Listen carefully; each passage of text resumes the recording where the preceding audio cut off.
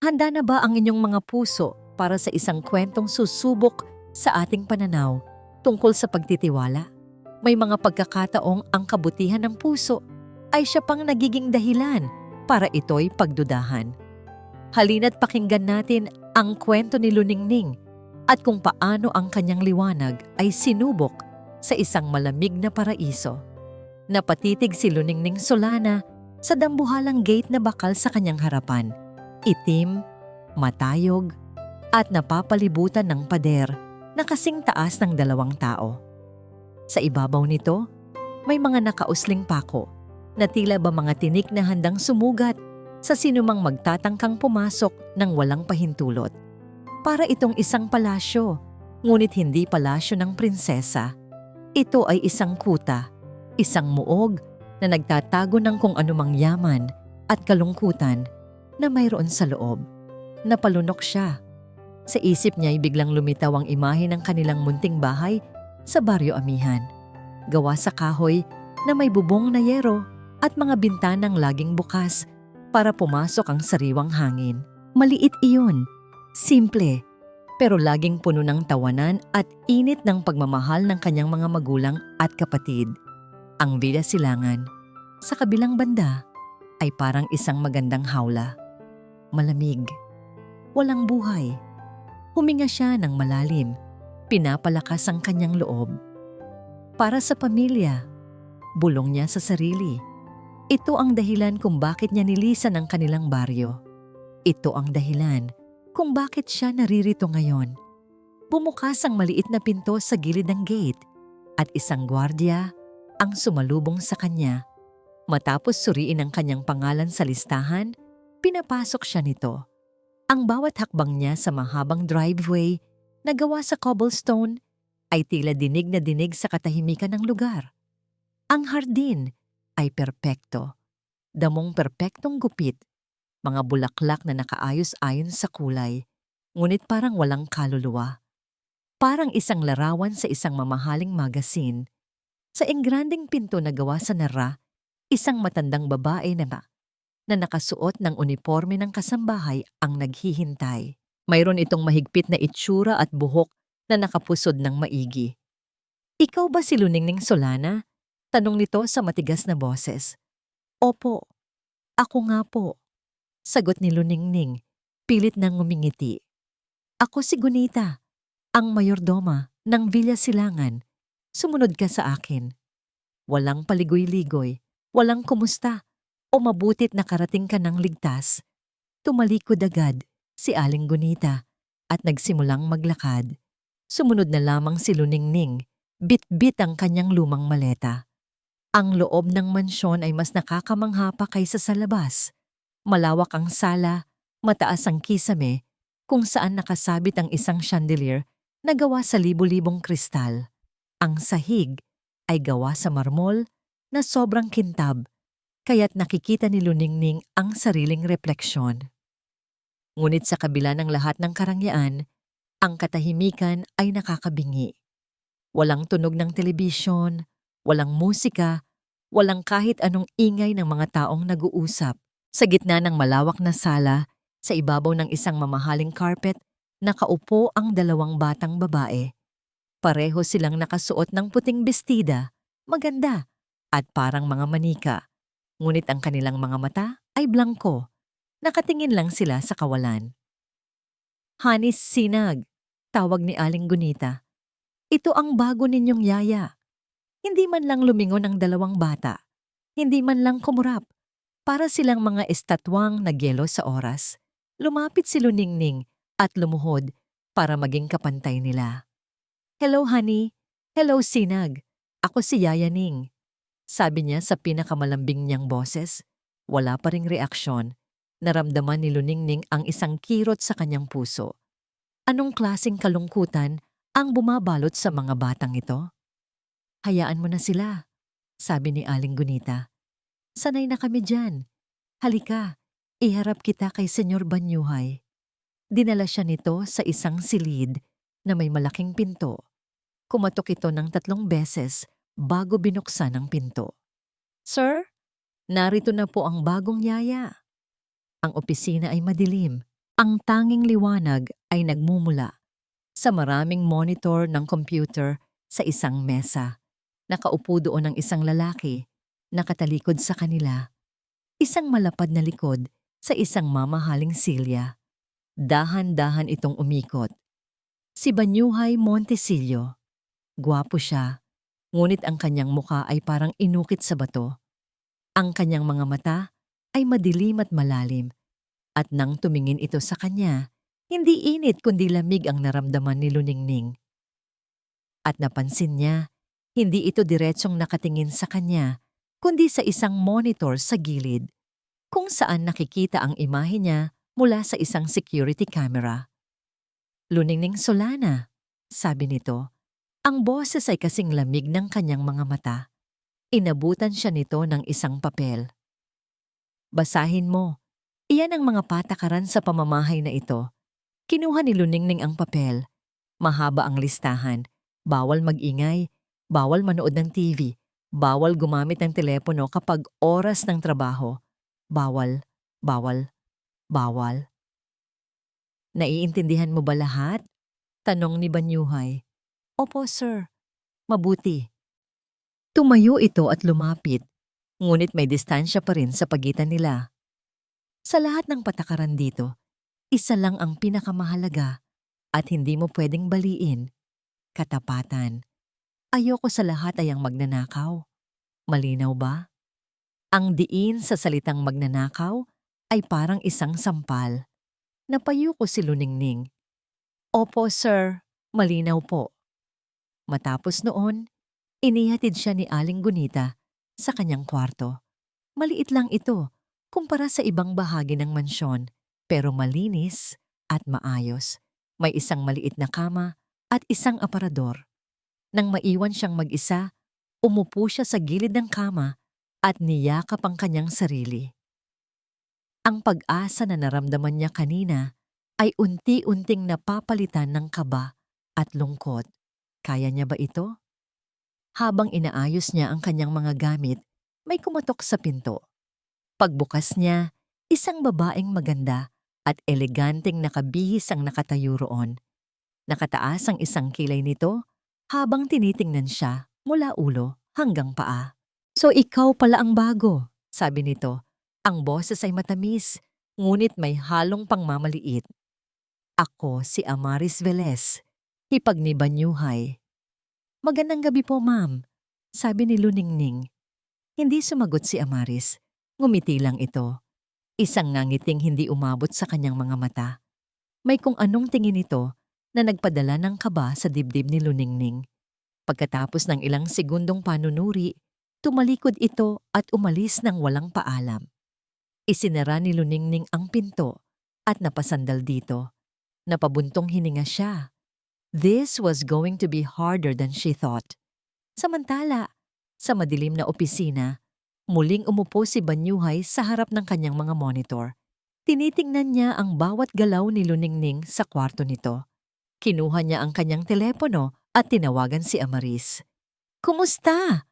Anong tingin mo sa kanya? Tanong ni Amaris sa kabilang linya. Sumandal si Banyuhay sa kanyang silya. Ang mga mata ay hindi inaalis sa screen.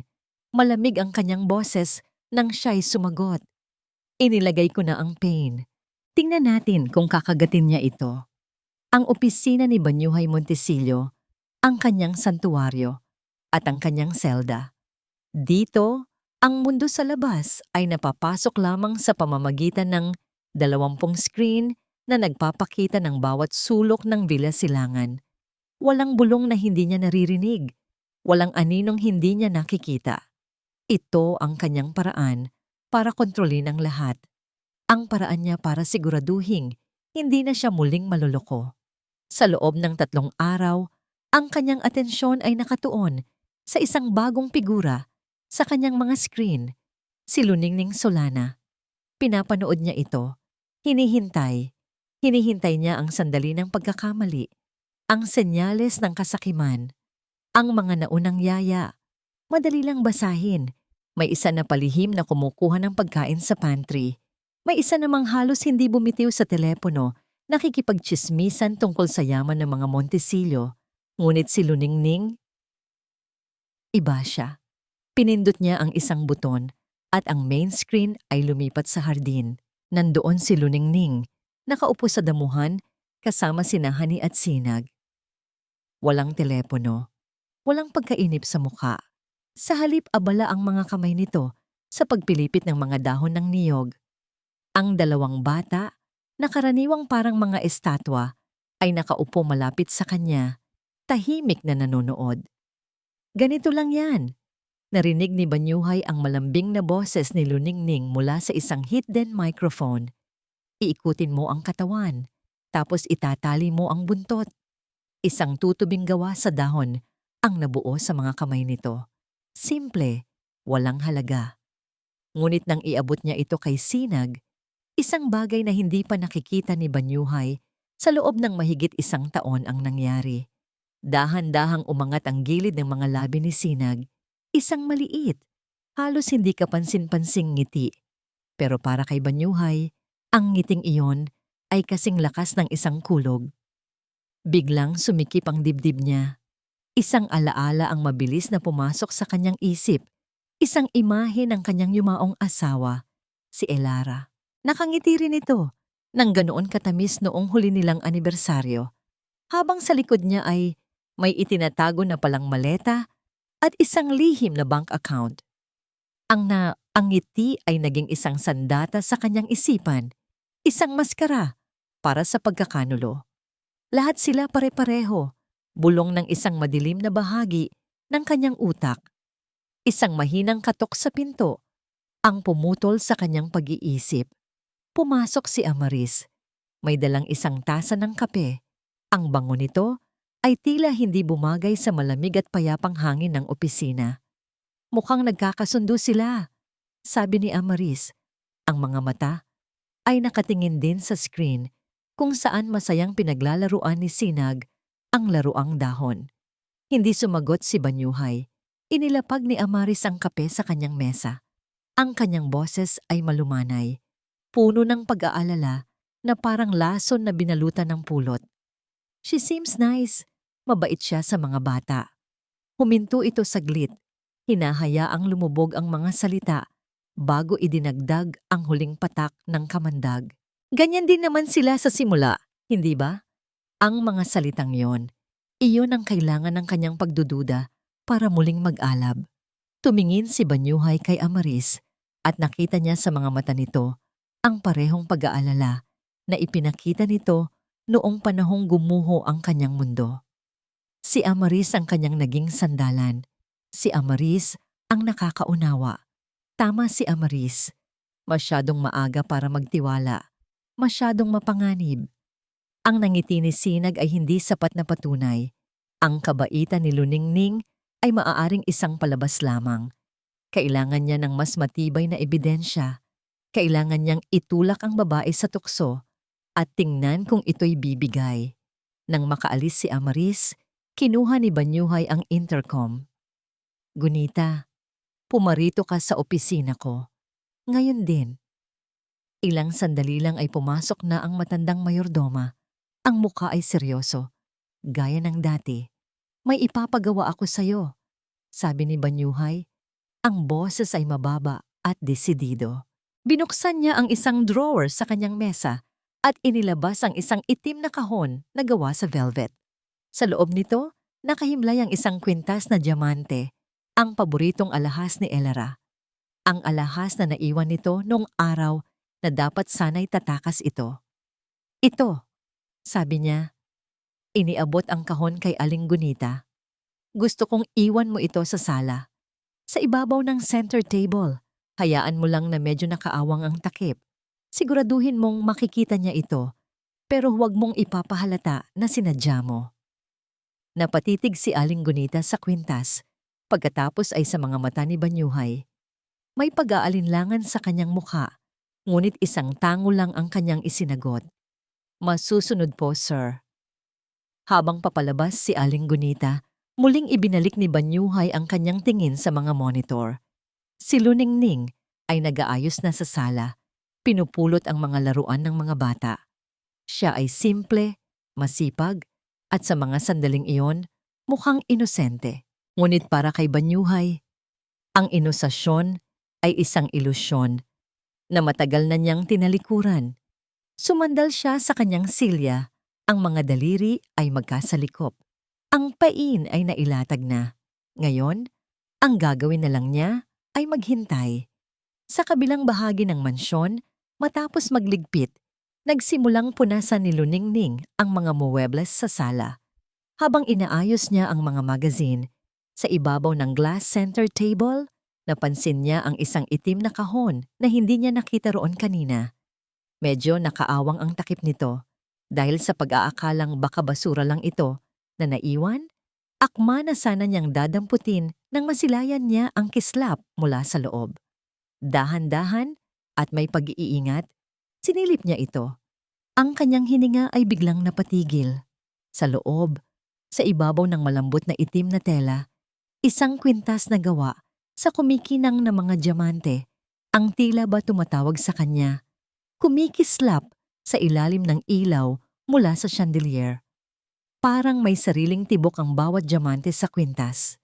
Kumikinang, kumikislap, ng akit. Para kay Luningning na lumaki sa Baryo Amihan, kung saan ang pinakamahalagang pag-aari ng kanyang ina ay isang pares ng hikaw na perlas. Ang alahas sa kanyang harapan ay parang isang bagay mula sa panaginip. Ang halaga nito ay siguradong kayang bumuhay sa kanyang buong pamilya sa loob ng ilang taon. Isang malamig na agos ng takot ang gumapang sa kanyang likuran. Hindi takot sa tukso, kundi takot sa responsibilidad. Bakit ito nandito? Bakit ito nakabukas na parang nag-aanyaya? Siguradong nakalimutan lang ito ng may-ari. Paano kung may makakita nito? Paano kung mawala? At higit sa lahat, paano kung siya ang mapagbintangan? Ang mga salita ni Senyor Banyuhay ay umalingaw-ngaw sa kanyang isipan, kasing talim ng mga bubog. Ayoko sa lahat ay ang magnanakaw. Napatayo siya ng tuwid. Ang kanyang unang reaksyon ay isara ang kahon.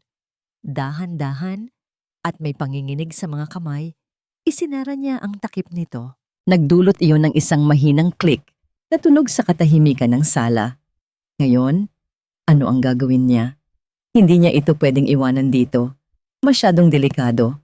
Pero kanino niya ito ibibigay? Kay Aling Gunita? O sa mismong si Senyor Banyuhay?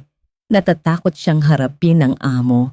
Baka isipin pa nito ay pinakialaman niya ang gamit nito. May nakita siyang isang maliit na drawer sa ilalim ng center table. Maingat niyang binuksan yon.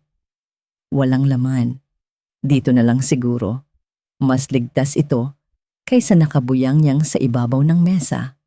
Dahan-dahan niyang inilagay ang kahon sa loob ng drawer at isinara ito. Pero hindi pa rin siya mapakali. Paano kung hindi pa rin ito makita ng may-ari? Kumuha siya ng isang maliit na piraso ng papel mula sa kanyang bulsa at isang ballpen. Sa kanyang simple at bilugang sulat, isinulat niya, "Sir, baka po malimutan ninyo ito. Nasa drawer po para hindi mawala." Itinupi niya ang papel at maingat na ipinatong sa mismong lugar kung saan niya natagpuan ang kahon. Ngayon, panatag na ang loob niya. Naigawa niya ng paraan para maging ligtas ang alahas at para malaman ng may-ari kung nasaan ito nang hindi niya direktang kinakausap. Sa kanyang opisina, si Banyuhay ay nakatitig sa screen. Ang kanyang noo ay nakakunot. Napanood niya ang lahat. Ang pagtigil ni Luningning, ang pagtitig sa kwintas, ang pagpikit ng kanyang mga mata. Sa mga sandaling iyon, inasahan na niya, hinintay niya, na idudulas nito ang kahon sa bulsa ng kanyang duster. Ngunit hindi. Isinara niya ito. Itinago sa drawer at nagsulat pa ng isang paalala. Isang pakiramdam na hindi pamilyar ang gumapang sa kalooban ni Banyuhay. Hindi ito galit. Hindi rin ito tuwa. Ito ay pagkalito, pagkabigo. Marahil, nabigo ba siyang patunayan na tama ang kanyang hinala? O nabigo siyang ang makita ang kasamaang inaasahan niya? Pinatay niya ang monitor. Masyado ng maraming ingay sa kanyang isipan. Sa halip na magkulong sa pagdududa, nagpasya si Luningning na ibaling ang kanyang atensyon sa isang bagay na mas produktibo. Isang bagay na magdadala ng kahit kaunting init sa malamig na mansyon na iyon. Naalala niya ang paboritong pagkain ng kanyang ama. Isang bagay na laging nagpapangiti sa buong pamilya. Nagpunta siya sa kusina. Sa tulong ng isang kasambahay, nahanap niya ang lahat ng sangkap na kailangan niya. Manok, toyo, suka, bawang, at ang pinaka-espesyal na sangkap, gata ng niyog. Lulutuin niya ang kanilang espesyal na adobong manok sa gata. Habang nagluluto siya, ang kusina ay unti-unting napuno ng isang mabangong amoy. Isang amoy na pamilyar, mainit at puno ng alaala. Hindi ito ang karaniwang amoy ng mga mamahaling pagkain na inihahanda sa Villa Silangan. Ito ay amoy ng isang tahanan. Pagsapit ng hapunan, ang amoy ay kumalat na sa buong kabahayan. Nang ihatid ang pagkain sa engranding dining table, kahit si Aling Gunita ay hindi napigilang mapatingin sa kakaibang putay. Ano ito? Tanong ni Amaris na nakaupo sa tapat ni Banyuhay, bahagyang nakataas ang kilay. Adobo po, ma'am, sagot ni Luningning habang inilalagay ang pagkain sa plato, hinahani at sinag. Adobo? Hindi ganyan ang itsura ng adobo, sabi ni Amaris. Adobo po sa gata. Espesyal po sa probinsya namin, mahinang paliwanag ni Luningning. Hindi kumibo si Banyuhay, tahimik lang siyang nagmamasid, ngunit ang dalawang bata, sa unang pagkakataon, ay nagpakita ng interes sa kanilang pagkain. Kumuha ng maliit na piraso si Hani at isinubo ito. Nanlaki ang kanyang mga mata. Sumunod si Sinag at pagkatapos, isang himala. Ang sarap, bulong ni Hani. Gusto ko pa, yayaning, sabi naman ni Sinag na iniabot ang kanyang plato. Napangiti si Luningning, isang ngangiting totoo at nagmumula sa puso. Ang simpleng reaksyon ng mga bata ay sapat ng gantimpala para sa kanya. Hindi pa rin nagsasalita si Banyuhay, ngunit kumuha siya ng pagkain at tinikman ito. Ang lasa ay mayaman at kakaiba. May alat ng tuyo, asim ng suka, at ang tamis at linamnam ng gata. May kung anong bagay sa lasang yon na gumising sa isang bahagi ng kanyang pagkatao na matagal nang natutulog. Pagkatapos ng hapunan, bumalik si Banyuhay sa sala. Nakita niya ang maliit na papel na iniwan ni Luningning. Kinuha niya ito at binasa. Sir, baka po malimutan ninyo ito. Nasa drawer po para hindi mawala. Paulit-ulit niyang binasa ang mga salitang iyon. Simple, diretso, walang bahid ng pagkukunwari. Tumingin siya sa drawer, pagkatapos ay sa refleksyon niya sa makintab na sahig. Sa unang pagkakataon, sa loob ng mahabang panahon, isang siwang ng pagdududa ang nabuksan sa pader ng yelo na itinayo niya sa paligid ng kanyang puso. Pagdududa hindi sa babae, kundi sa kanyang sarili. Biglang bumukas ang pinto ng dining room at lumabas si Amaris. Nakita nito ang papel sa kamay ni Banyuhay at ang pagbabago sa ekspresyon ng kanyang mukha. Lumapit ito. Ang mga mata ay puno ng tila pag-unawa. Ngunit ang kanyang boses ay isang malamig na bulong na puno ng lason. Masyado siyang matalino, Bayu, sabi nito. Ang ngiti ay hindi umaabot sa kanyang mga mata. Naghihintay lang siya ng tamang tiyempo. Huwag kang bibigay sa palabas niya. Hindi nakatulog ng maayos si Banyuhay. Ang kanyang isipan ay isang magulong larangan ng digmaan. Sa isang panig ay ang mga salita ni Amaris, matalas at puno ng babala, na nagpapaalala sa kanya ng sakit ng nakaraan. Sa kabilang panig naman ay ang imahe ni Luningning, ang simpleng pag-aalala nito sa kwintas, at ang dalisay na tuwa sa kanyang mukha nang purihin ni Hani at Sinag ang kanyang luto. Alin ang totoo? Ang babaeng naghihintay ng tamang tiyempo para manakit o ang babaeng nagdala ng unang ngiti sa labi ng kanyang anak sa loob ng 1 taon? Kinabukasan, hindi na niya natiis ang pagkalitong bumabalot sa kanya. Kailangan niyang marinig ang sagot mula mismo sa bibig ni Luningning. Hindi sa pamamagitan ng mga kamera, hindi sa pamamagitan ng mga hinala. Nakita niya itong nag-aayos ng mga bulaklak sa isang florera sa may pasilyo. Ang sikat ng araw mula sa bintana ay tumatama sa buhok nito. Nagbibigay dito ng isang tila gintong sinag. Lumapit siya. Ang kanyang mga yabag ay bahagyang gumawa ng ingay sa sahig na marmol. Luningning, tawag niya. Ang boses niya ay mas seryoso kaysa sa kanyang binalak. Napalingon ito, bahagyang nagulat. Sir Banyuhay, magandang umaga po. Hindi siya ngumiti. Tungkol sa kwintas kagabi, simula niya diretsong nakatingin sa mga mata nito, hinahanap ang kahit anong senyales ng pagsisinungaling. Bakit mo ginawa yon? Bakit mo itinago sa drawer? Hindi ito natinag. Sa halip, ang nakita niya sa mga mata nito ay purong pag-aalala. Naku sir, pasensya na po kung pinakialaman ko. Natakot lang po kasi ako. Sagot nito ng may sinseridad. Napakagandang alahas po noon. Baka po may makakuha o mawala. Naisip ko po, mas ligtas kung nakatago. Hindi ko po kasi alam kung kanino ko dapat ibigay. Pinag-aralan ni Banyuhay ang kanyang mukha.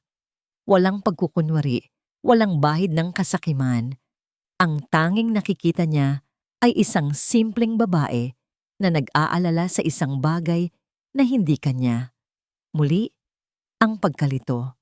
Ang inaasahan niyang pag-amin sa isang tuso na plano ay naging isang simpleng paliwanag ng katapatan. Sige, yun lang ang nasabi niya bago tumalikod at naglakad palayo. Iniwan si Luningning na nagtataka. Pagsapit ng hapon, habang nagtatrabaho siya sa kanyang opisina, isang tunog mula sa labas ang kumuha ng kanyang atensyon. Isang tunog na matagal nang nawala sa Villa Silangan. Ang halakhak ng kanyang mga anak. Sumilip siya sa bintana. Sa hardin, naghahabulan sina Hani, Sinag, at Luningning. Tumatawa ang mga bata. Ang kanilang mga pisngi ay namumula dahil sa pagtakbo. Ang eksena ay sobrang normal, ngunit para kay Banyuhay, ito ay pambihira. Napangiti siya ng hindi namamalayan. Ngunit ang nangiti ay mabilis na napawi nang biglang natapilok si Sinag. Isang malakas na iyak ang pumunit sa masayang hapon. Agad na tumakbo si Banyuhay palabas ng opisina, pababa ng hagdanan, at patungo sa hardin. Nauna siyang nakarating sa kanyang umiiyak na anak. Sinag anak, anong nangyari? Sabi niya, akmang bubuhatin ito. Ngunit itinulak ni Sinag ang kanyang mga kamay. Umiiyak ito ng mas malakas. Ayoko! Ayoko sa'yo! Sigaw nito sa gitna ng mga hikbi. Yaya Ning! Si Yaya Ning! Parang isang suntok sa sikmura ang naramdaman ni Banyuhay. Napatigil siya. Ang kanyang mga kamay ay naiwang nakabitin sa hangin. Sa likod niya, dumating si Luningning, hingal na hingal. Agad itong lumuhod at niyakap si Sinag. Shh! Andito na si Yaya. Tahan na, Sinag. Titingnan natin kung may sugat ka. Sabi ni Luningning sa isang mahinahon at puno ng pag-aalalang boses. Agad na kumapit si Sinag kay Luningning. Isinubsob ang mukha nito sa balikat ng Yaya at doon humagulgol. Dahan-dahang hinaplos ni Luningning ang likod ng bata, bumubulong ng mga salitang pampakalma. Sa loob lang ng ilang sandali, ang malakas na iyak ay naging mahinang hikbi na lamang. Nakatayo lang si Banyuhay sa di kalayuan, 1 metro lang ang pagitan. Ngunit pakiramdam niya ay milya-milya ang layo niya.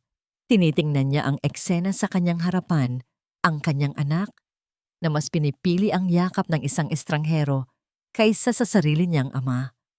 Isang kirot ng selos at sakit ang tumusok sa kanyang puso. Siya ang ama.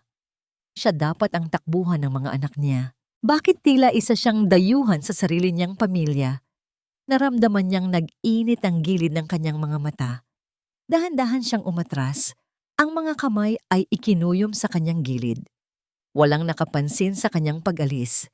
Ang atensyon ng lahat ay nakay Sinag at sa yaya nito. Gabi na. Ang buong bahay ay tahimik na. Ngunit hindi mapakali si Banyuhay. Dinala siya ng kanyang mga paa sa pasilyo patungo sa kwarto ng kanyang mga anak. Bahagyang nakaawang ang pinto. Mula sa siwang, narinig niya ang boses ni Luningning, mahina at tila umaawit. At ang munting prinsesa ay natagpuan ang kanyang daan pauwi. Dala ang liwanag ng mga bituin. Sumilip siya. Nakaupo si Luningning sa gilid ng kama habang ang dalawang bata ay nakahiga na. Ang mga mata ay antok na. Hindi ito nagbabasa mula sa libro. Gumagawa ito ng sarili niyang kwento. Isang kwento tungkol sa pag-asa at liwanag. Nang makita niyang tulog na ang mga bata, maingat na tumayo si Luningning. Inayos nito ang kumot hanggang sa leeg ni Hani at Sinag at hinalikan ang noo ng bawat isa. Isang kilos na puno ng pagmamahal. Isang bagay na matagal nang hindi nagagawa ni Banyuhay. Dahan-dahan itong lumabas ng kwarto at isinara ang pinto. Pagpihit niya, nagtama ang kanilang mga mata. Napatigil si Luningning. Napatigil din si Banyuhay. Nakatayo sila sa isang madilim na pasilyo. Ang tanging ilaw ay inagmumula sa isang maliit na lamp sa dulo.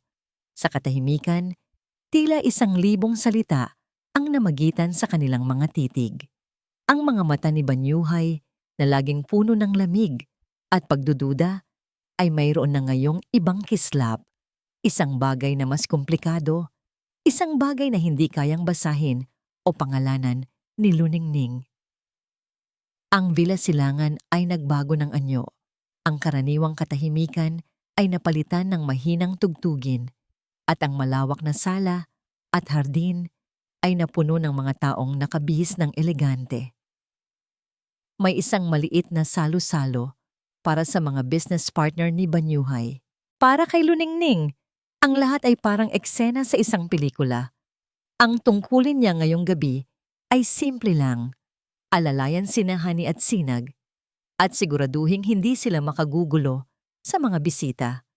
Nakasuot ang magkapatid ng magkaparehong kulay rosas na bestida at habang nakaupo sila sa isang sulok ng hardin, malayo sa karamihan, tila mga munting prinsesa silang nagmamasid sa isang pagdiriwang na hindi sila kabilang.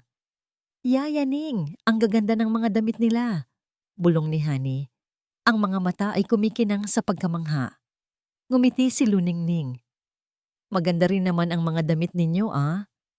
Pero iba sila, sabi naman ni Sinag. Parang mga bituin. Habang abala siya sa pakikipag-usap sa mga bata, hindi na malaya ni Luningning na may isang lalaking papalapit sa kanila. Mataba ito, medyo may edad na, at amoy alak. Isa ito sa mga kasosyo ni Banyuhay. "Hello there, little ladies," sabi nito sa malakas na boses na ikinagulat ng dalawang bata. Pagkatapos ay ibinaling nito ang tingin kay Luningning. "At sino naman itong magandang dilag na kasama ninyo? Ang bago ba itong yaya?" Ngumiti lang si Luningning ng pilit. "Magandang gabi po," sabi niya ng magalang. "Napakaswerte naman ni Banyuhay," sabi ng lalaki. Ang mga mata nito ay tila sinusuri siya mula ulo hanggang paa na nagbigay sa kanya ng hindi komportableng pakiramdam. "Halika, miss. Samahan mo muna akong uminom." Hinawakan nito ang kanyang braso. Mahigpit. "Nakuku, pasensya na po, sir," sabi ni Luningning. Pilit na inaalis ang kanyang braso. "Kailangan ko pong bantayan ang mga bata." "Hayaan mo na yang mga bata. Sandali lang naman," giit ng lalaki. Mas hinihigpitan pa ang hawak. Nagsimula nang matakot si Luningning. Nagsimula na ring mabahala sina Hani at Sinag. "Bitiwan mo siya." Isang boses, malamig at matigas na parang bakal, ang pumutol sa tensyon. Nilingon nilang lahat ang pinanggalingan ng boses. Nakatayo roon si Banyuhay. Ang kanyang mukha ay walang emosyon, ngunit ang kanyang mga mata ay nag-aapoy sa galit. Dahan-dahan niyang inilapag ang kanyang baso sa isang kalapit na mesa. "Bayu, my friend," sabi ng lasing na lalaki na biglang binitiwan si Luningning. Napadaan lang ako para batiin ang mga magaganda mong anak at ang mas maganda nilang yaya. Hindi ngumiti si Banyuhay. Lumakad siya palapit hanggang sa halos magkadikit na sila ng kanyang kasosyo. Bumulong siya, sapat lang para marinig ng lalaki.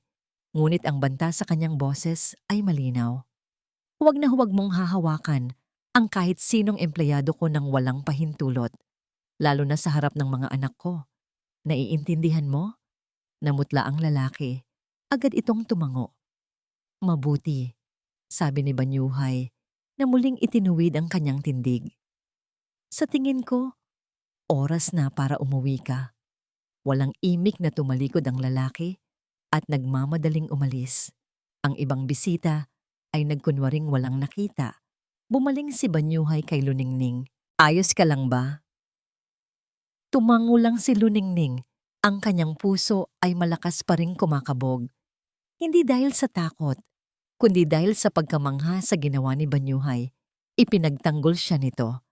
Nang matapos ang salo-salo at tulog na ang mga bata, lumabas si Luningning sa hardin para magpahangin.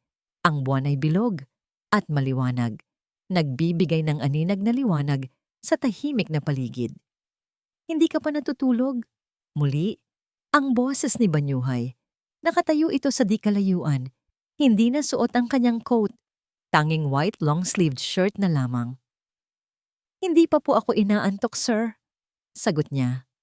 Lumapit ito at tumabi sa kanya. Nakatingin din sa buwan. Gusto kong humingi ng tawad sa nangyari kanina. Hindi dapat nangyari yon. Wala po yon, sir. At salamat po sa pagtatanggol ninyo sa akin. Isang mahabang katahimikan ang namagitan sa kanila. Hindi ito ang karaniwang nakakailang na katahimikan, kundi isang katahimikang may laman. Ang totoo. Ako dapat ang magpasalamat sa iyo, biglang sabi ni Banyuhay na ikinalingon ni Luningning. Dahil sa iyo, muli kong nakitang tumawa ang mga anak ko. Ang mga salitang iyon ay nagbigay ng kakaibang init sa puso ni Luningning. Mahal na mahal ko po sila, sabi niya. Mula sa mahinang tugtugin sa loob ng bahay, isang mabagal na kanta ang nagsimulang tumugtog, isang klasikong himig. Tumingin si Banyuhay sa kanya. Sa ilalim ng sinag ng buwan, ang kanyang mga mata ay tila hindi na kasing lamig ng dati. May kung anong kislap sa mga ito. Pwede ba? Tanong din niya. Inilahad ang kanyang kamay. Nag-atubili si Luningning. Sir, hindi po ako marunong sumayaw. Ako rin, sagot niya. Isang bahagyang ngiti ang sumilay sa kanyang labi. Ang unang tunay na ngiti na nakita ni Luningning mula sa kanya. Tuturuan natin ang isa't isa. At sa isang iglap na puno ng pag-aalinlangan at pagtataka, tinanggap ni Luningning ang kanyang kamay. Inilagay ni Banyuhay ang isang kamay sa kanyang baywang at hinawakan naman ng isa pa ang kanyang kamay. Dahan-dahan, nagsimula silang gumalaw. Walang perpektong hakbang, walang tamang bilang. Tanging ang marahang indayog ng kanilang mga katawan sa ilalim ng buwan, sa saliw ng isang malayong musika. Nakasandal ang ulo ni Luningning sa dibdib ni Banyuhay. Naririnig niya ang tibok ng puso nito, malakas at regular. Nakapikit siya, ninanamnam ang sandali. Ang pakiramdam na ligtas, ang pakiramdam na espesyal. Nang tumigil ang musika, hindi sila agad bumitaw. Nanatili silang magkayakap. Ang kanilang mga mukha ay magkalapit. Dahan-dahang iminulat ni Luningning ang kanyang mga mata at nagtama ang kanilang paningin. Ang mundo sa paligid nila ay tila naglaho. Dahan-dahan, unti-unti, ibinaba ni Banyuhay ang kanyang mukha, palapit sa kanya. Ang kanyang mga mata ay nakatitig sa kanyang mga labi. Napapikit si Luningning, hinihintay ang isang halik na tila hindi maiiwasan. Ngunit mula sa bintana sa ikalawang palapag, may isang aninong tahimik na nagmamasid. Ang mga mata ni Amaris Velez ay nagliliyab, hindi sa sinag ng buwan, kundi sa apoy ng purong galit at inggit. Isang plano ang nabubuo na sa kanyang isipan. Isang planong wawasak sa munting paraisong nagsisimula pa lamang mamukadkad sa hardin. Mula sa bintana ng kanyang silid, kitang-kita ni Amaris Velez ang lahat. Ang sayaw, ang mga titig na may kahulugan, ang dahan-dahang paglapit ng mga mukha sa isa't isa. At sa bawat segundong lumilipas, isang pamilyar na apoy ang muling nag-aalab sa kanyang dibdib, apoy ng inggit. Napakuyom ang kanyang mga kamao, ang kanyang mga kuko ay bumaon sa kanyang palad. Ilang taon na niyang sinubukang makuha ang kahit katiting na init mula kay Banyuhay. Mula pa noong nabubuhay si Elera hanggang sa ito'y namatay at iniwan ng isang lalaking basag ang puso. Siya ang laging naroon. Siya ang umalalay. Siya ang nagpunas ng mga luha na hindi nakita ng iba. Pero lahat ng iyon ay para sa wala. Ang atensyon na ipinagkait sa kanya sa loob ng maraming taon ay ibinibigay ngayon ng kusa sa isang hamak na probinsyana, isang yaya, isang magaling na aktres. Isip ni Amaris habang lumalayo sa bintana at humarap sa salamin. Ang babaeng nakatingin pabalik sa kanya ay elegante, sopistikada at puno ng galit. Hindi siya naniniwala sa kabaitan. Hindi siya naniniwala sa kawalang mali siya. Ang lahat ng tao ay may motibo. Ang lahat ng tao ay may presyo. Ang pagkakaiba lang, ang babaeng ito ay mas tuso, mas magaling maglaro. Ginagamit nito ang kahinaan ni Banyuhay, ang mga bata, para makuha ang tiwala nito. Isang klasikong galaw, pero hindi siya papayag na magtagumpay ito. Kung ang laro ay tungkol sa pagmamanipula, dalawa silang pwedeng maglaro. At si Amaris Velez ay hindi kailanman natatalo. Kinabukasan, hinanap niya ang perpektong pagkakataon. Nakikita niya si Luningning sa kusina, tinutulungan si Hani at Sinag sa kanilang merienda. Ngumiti si Amaris ng kanyang pinakamatamis na ngiti at lumapit. "Kumusta ka naman dito, Luningning?" tanong niya. Ang kanyang boses ay parang pulot. "Mukhang masayang-masaya ka sa mga bata." "Opo, Ma'am Amaris," sagot ni Luningning. Isang tapat na ngiti ang gumuhit sa kanyang mga labi. "Mababait po sila at malambing." Umupo si Amaris sa tapat niya. "Alam mo, natutuwa ako para sa'yo at para kay Banyuhay. Matagal na panahon ko na siyang hindi nakitang ganyan. Kalmado." Huminto siya, tila nag-iisip. "Ano ba ang mga pangarap mo sa buhay, Hija? Bukod sa pag-aalaga sa mga bata?" Simple lang ang sagot ni Luningning.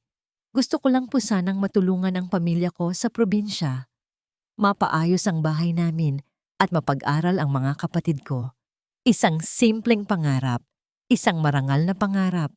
Ngunit sa isipan ni Amaris ang narinig niya ay, "Kailangan ko ng maraming pera."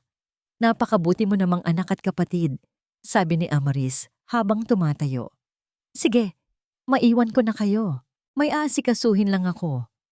Nakuha na niya ang kailangan niya. Nang hapong iyon, habang si Luningning ay abala sa paglalaro, kasama ang mga bata sa labas, tahimik na pumasok si Amaris sa silid ng yaya. Mula sa kanyang dalang paper bag, inilabas niya ang isang makapal at makintab na travel magazine.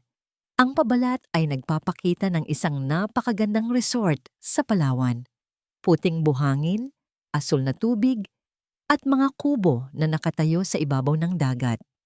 Isang paraiso para sa mga mayayaman. Mabilis niyang idinulas ang magazine sa ilalim ng una ni Luningning. Hindi ito mahirap hanapin, pero hindi rin ito lantad. Sapat lang para magmukhang isang bagay na palihim na itinatago at pinagnanasaan. Ang huling bahagi ng kanyang plano ay ang pinakadelikado. Hinintay niya ang gabi. Kung kailan si Banyuhay ay nakakulong na naman sa kanyang opisina, napapalibutan ng kanyang mga monitor at mga multo ng nakaraan. Kumatok siya ng marahan bago pumasok. "Bayu," sabi niya sa malumanay na boses. "Pwede ba tayong mag-usap sandali?" Tumingin ito mula sa kanyang mga screen. Ang mukha ay pagod. "Tungkol saan?" Umupo si Amaris sa silyang nasa tapat niya. Inilagay niya sa kanyang muka ang isang ekspresyon ng matinding pag-aalala. Tungkol kay Luningning, agad na naging alerto si Banyuhay. Anong meron sa kanya? Nakipagkwentuhan ako sa kanya kanina. Simula ni Amaris. She's a sweet girl, really. Pero may mga pangarap siya, Bayu. Malalaking pangarap. Tungkol sa paglalakbay, magagandang lugar, isang buhay na malayo sa probinsya. Nakita ni Amaris ang pagbabago sa mga mata ni Banyuhay. Ang bahagyang init na nagsisimula nang mamuo doon ay unti-unting nilalamon ng dating lamig. Nag-aalala lang ako para sa'yo. Patuloy niya, ang boses ay halos isang bulong na. Inabot niya at marang hinawakan ng kamay nito na nakapatong sa mesa. Ayokong makita kang masaktan ulit. Alam kong nagsisimula ka ng magtiwala. Pero paano kung isa lang itong palabas? Paano kung ang kabaitan niya ay isa lang paraan para makuha ang gusto niya? Ang bawat salita ay isang patak ng lason, maingat na pinipili para gisingin ang mga demonyo sa isipan ni Banyuhay. Ang ala-ala ni Elara, ang kasinungalingan, ang pagkakanulo. Hindi nagsalita si Banyuhay, ngunit hinila niya pabalik ang kanyang kamay. Ang pader na nagsimula nang gumuho ay muling itinatayo. Bawat blok ay sementado ng pagdududa na itinanim ni Amaris. Pag-isipan mo lang, Bayu, sabi ni Amaris bago tumayo at umalis. Iniwan si Banyuhay sa isang opisina na tila mas naging madilim at malamig kaysa dati. Kinagabihan, hindi mapakali si Banyuhay. Kailangan niya ng libro mula sa silid na ng mga bata. Pagpasok niya roon, natutulog na sila. Ngunit naalala niyang ipinatago niya ang libro kay Luningning. Marahil ay nasa silid nito. Nag-aalangan man, naglakad siya patungo sa kwarto ng yaya. Kakatok sana siya nang mapansing bahagyang nakaawang ang pinto. Itinulak niya ito ng marahan. Walang tao. Nasa banyo siguro. Pumasok siya para hanapin ang libro sa isang maliit na estante. Ngunit habang naglalakad, natapakan niya ang isang bagay sa sahig na malapit sa kama. Isang magazine na marahil ay nahulog. Pinulot niya ito. At ang kanyang dugo ay tila nagyelo. Sa kanyang mga kamay, hawak niya ang isang travel magazine. Sa pabalat, ang paraisong pinapangarap ng mga mayayaman. At sa kanyang isipan, ang mga salita ni Amaris ay umalingaw-ngaw na parang isang sumpa. Ang malamig na pader ng pagdududa ay muling bumalik, mas mataas at mas matibay kaysa dati. Parang isang panaginip ang sayaw sa ilalim ng buwan. Isang magandang panaginip na paulit-ulit na binabalikan ni Luningning sa kanyang isipan. Ang init ng kamay ni Banyuhay, ang tibok ng puso nito, ang nangiti, ang halos magkadikit nilang mga labi. Sa unang pagkakataon, mula nang tumuntong siya sa Villa Silangan, naramdaman niyang hindi na ito isang malamig na paraiso, kundi isang lugar kung saan posibleng mamukadkad ang pag-asa. Ngunit kinabukasan, ang panaginip ay biglang naging isang malamig na bangungot. Gaya ng dati, maagang gumising si Luningning. Naghanda siya ng almusal para sa mga bata at hinintay ang pagbaba ng kanilang ama. Nang marinig niya ang mga yabag nito sa hagdanan, isang nangiti ang agad na sumilay sa kanyang mga labi, dala ang alaala ng nakaraang gabi. "Magandang umaga po, sir." Bati niya nang masigla nang makita niya itong pumasok sa dining room. Ang lalaking lumingon sa kanya ay hindi ang lalaking kasayaw niya kagabi. Ang lalaking ito ay ang Senyor Banyuhay na una niyang nakilala. Malamig, malayo, at may mga matang tila hindi siya nakikita. Tumangulang ito bilang sagot. Hindi ito ngumiti, hindi ito nagsalita. Umupo ito sa kanyang silya at kinuha ang dyaryo. Itinatayo yon na parang isang pader sa pagitan nilang dalawa. Nawala ang nangiti sa mga labi ni Luningning. Anong nangyari? May nagawa ba siyang mali? Sinubukan niyang alalahanin ang bawat sandali ng kanilang pagsasayaw, bawat salitang binitiwan. Wala siyang makitang dahilan Para sa biglaang pagbabago, sinubukan niya ulit. Sir, gusto niyo po ba ng kape? Kaya ko nang kumuha, sagot nito. Ang boses ay matigas. Hindi pa rin inaalis ang tingin sa dyaryo. Pakiramdam ni Luningning ay para siyang binuhusan ng malamig na tubig. Ang init na naramdaman niya kagabi ay biglang nawala. Napalitan ng pamilyar na lamig ng mansyon. Itinuon na lamang niya ang kanyang atensyon kina Hani at Sinag. Ngunit kahit ang mga bata ay tila nararamdaman ang tensyon sa hangin. Ang karaniwan nilang sigla sa umaga ay napalitan ng katahimikan.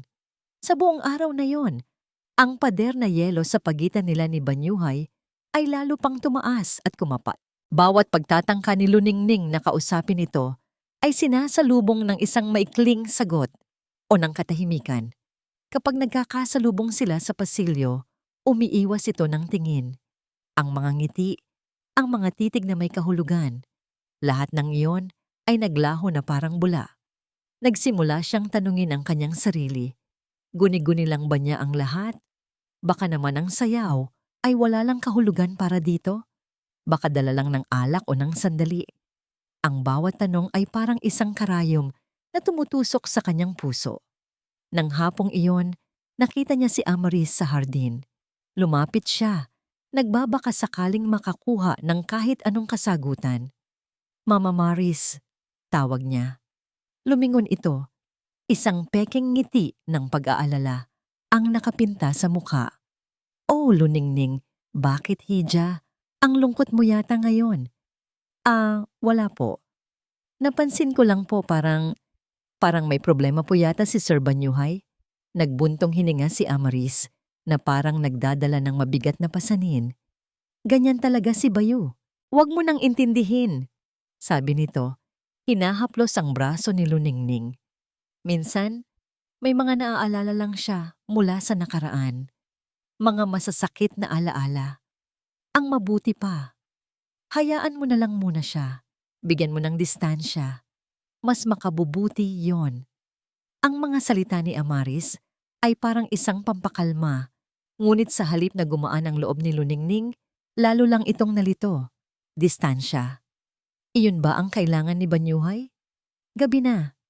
Matapos niyang patulugin ang mga bata, naglakad siya pabalik sa kanyang silid.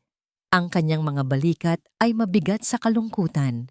Pagdaan niya sa tapat ng opisina ni Banyuhay, nakita niyang bahagyang nakaawang ang pinto. Mula sa loob, narinig niya ang boses nito, kausap ang isang tao sa telepono. Opo, kailangan kong umalis. Mga 3 o 4 na araw. Siguraduhin ninyong maayos ang lahat ng detalye. Aalis siya. Ang pag-alis niya ba ay dahil sa kanya? Dahil ba gusto nitong lumayo sa kanya? Hindi na niya natiis. Tumigil siya at dahan-dahang itinulok ang pinto. Nakatalikod ito, nakatingin sa labas ng bintana. Sir? Tawag niya sa mahinang boses. Dahan-dahan itong lumingon. Ang mukha nito ay pagod at malungkot. Ngunit nang makita siya nito, ang kalungkutan ay napalitan ng pamilyar na malamig na maskara. Anong kailangan mo? Narinig ko po. Aalis po kayo? Business trip. Maikling sagot nito. Anong pakialam mo? Ang tanong na yon ay parang isang sampal. Napayuko si Luningning. Nilalaro ang dulo ng kanyang damit. Wala po. Nag-aalala lang po ako. Sa inyo po. At sa mga bata. Isang mapait na tawa ang kumawala sa bibig ni Banyuhay. Just do your job, Luningning. Iyan ang binabayaran sa'yo. Huwag kang mag-alala sa mga bagay na hindi mo dapat alalahanin. Bawat salita ay isang patalim. Bumara ang luha sa kanyang lalamunan. Tumango na lamang siya, hindi na makapagsalita. Si Amaris ang mamamahala. Habang wala ako, dagdag ni Banyuhay, bago tumalikod at muling humarap sa bintana. Isang malinaw na senyales na tapos na ang kanilang pag-uusap. Tahimik na umatras si Luningning at isinara ang pinto. Pagtalikod niya, napasandal siya sa pader at doon, sa dilim ng pasilyo, hinayaan niyang tumulo ang mga luhang kanina pa niya pinipigilan.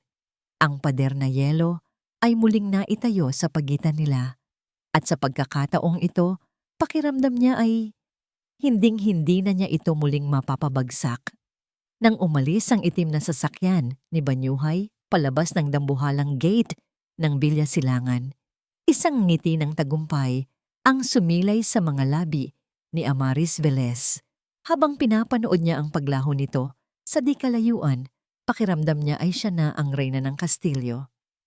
Sa wakas, naibigay sa kanya ang kapangyarihang matagal na niyang inaasam. Ang entablado ay handa na. Ang pangunahing aktor ay wala. Oras na para sa huling akto. Ang unang hakbang ay isinagawa niya ng may pagkalkula at pag-iingat. Hinintay niya ang pagkakataong si Luningning ay abalang-abala sa pagpapatulog sa mga bata sa kanilang silid. Ang buong bahay ay tahimik. Perpekto. Tahimik siyang naglakad papunta sa sala. Ang kanyang mga high heels ay hindi gumagawa ng kahit anong ingay sa makapal na carpet. Tumingin siya sa paligid. Walang tao. Ang mga security camera ay naroon. Ngunit alam niyang si Banyuhay lang ang may access sa mga recording. At sa mga oras na ito, abala ito sa kanyang biyahe. Binuksan niya ang drawer sa ilalim ng center table. Nandoon pa rin ang itim na kahon. Kinuha niya ito. At sa pagkakataong ito, hindi niya pinansin ang kinang ng mga diamante. Para sa kanya, hindi ito alahas. Isa itong sandata. Idinulas niya ang kahon sa loob ng kanyang Hermes bag at mabilis na lumabas ng bahay gamit ang pinto sa likod kung saan alam niyang walang kamera. Ang kanyang destinasyon ay isang maliit at hindi kilalang sanglaan sa isang eskinita sa Maynila, malayo sa karangyaan ng Makati. Isang lugar kung saan hindi uso ang maraming tanong. Bago pumasok, nagsuot siya ng isang pares ng malaking sunglasses at itinaas ang hood ng kanyang suot na mamahaling jacket. Nagdala rin siya ng isang mahabang itim na wig na simple ang gupit na itinago niya sa kanyang bag.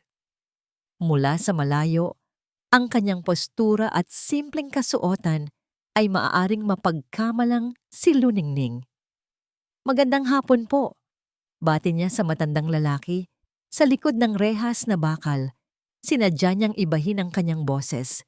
Ginagawa itong mas mahina at tila probinsyana. "Ano ang maipaglilingkod ko, Ineng?" tanong ng lalaki. Hindi man lang halos tumitingin. Inilabas ni Amaris ang kwintas at ipinatong sa counter. Ang kinang nito ay tila nagbigay liwanag sa madilim na sulok ng pawn shop. Natigilan ng matanda. Nanlaki ang kanyang mga mata. "Saan mo nakuha to?" tanong nito. Ang boses ay puno ng pagdududa. "Pamana po sa akin yan ng aking lola." Pagsisinungaling ni Amaris, isang kwentong matagal na niyang inihanda. "Kailangan ko lang po ng pera para sa pamilya ko sa probinsya. May sakit po kasi ang nanay ko." Tinitigan siya ng lalaki, sinusuri ang kanyang anyo. Ngunit ang salamin at ang hood ay nagtago sa kanyang mukha. Sa huli, ang halaga ng alahas ang nanaig. Nag-type ito sa kanyang calculator, nagsulat ng ilang numero. "Bibigyan kita ng 50,000, sabi nito. Alam ni Amaris na ang halaga ng kwintas ay milyon-milyon. Ngunit hindi niya kailangan ng malaking pera.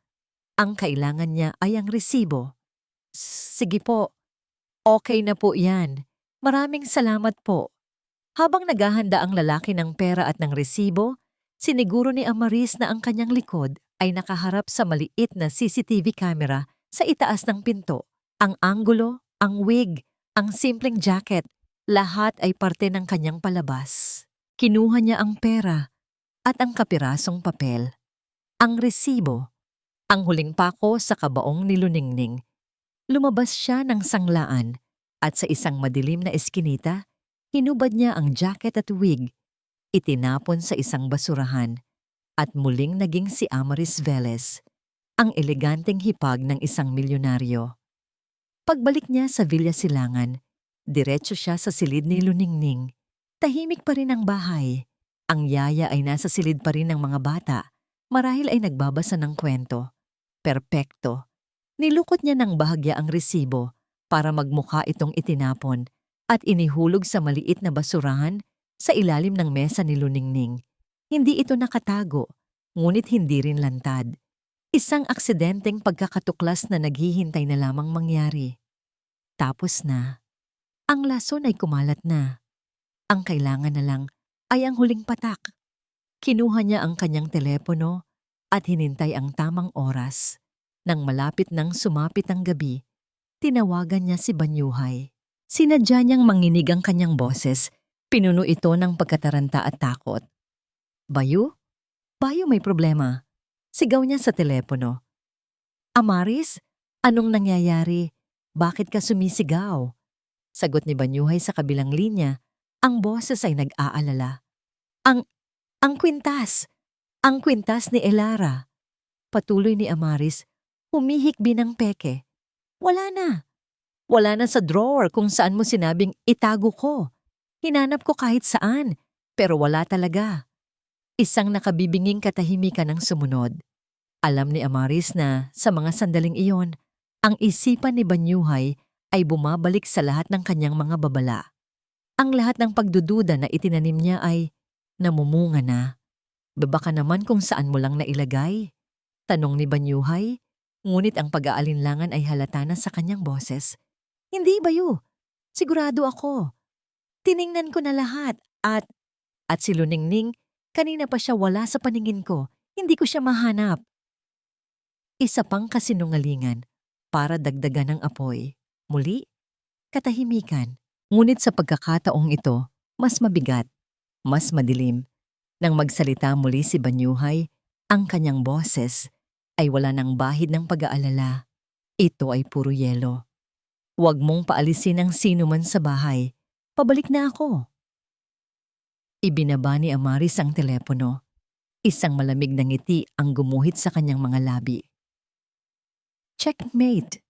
Ang gabi ay bumagsak na parang isang itim na kumot sa Villa Silangan, ngunit ang kadiliman sa labas ay walang-wala kumpara sa kadilimang namumuo sa loob. Pinasok ni Banyuhay ang mansyon na parang isang buhawi. Ang kanyang mukha ay isang maskara ng yelo at apoy. Ang kanyang mga mata ay nagliliyab sa galit na matagal niyang kinimkim. Lahat ng kasambahay, kasama si Aling Gunita, ay ipinatawag niya sa sala.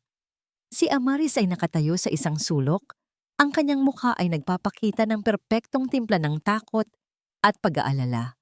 Si Luningning naman, na walang kaalam-alam, ay bumaba mula sa silid ng mga bata. Nagtataka sa biglaang pagtitipon. Sir Banyuhay, nakabalik na po pala kayo. Sabi niya, isang bahagyang ngiti ng pag-asa ang sumilay sa kanyang labi, na agad ding naglaho nang makita niya ang ekspresyon sa mukha nito. Hindi siya pinansin ni Banyuhay. Ang kanyang tingin ay lumibot sa bawat mukha sa silid. Nasaan ang kwintas? Tanong niya. Ang kanyang boses ay mababa at puno ng panganib. Walang umimik. Ang takot ay gumapang sa hangin.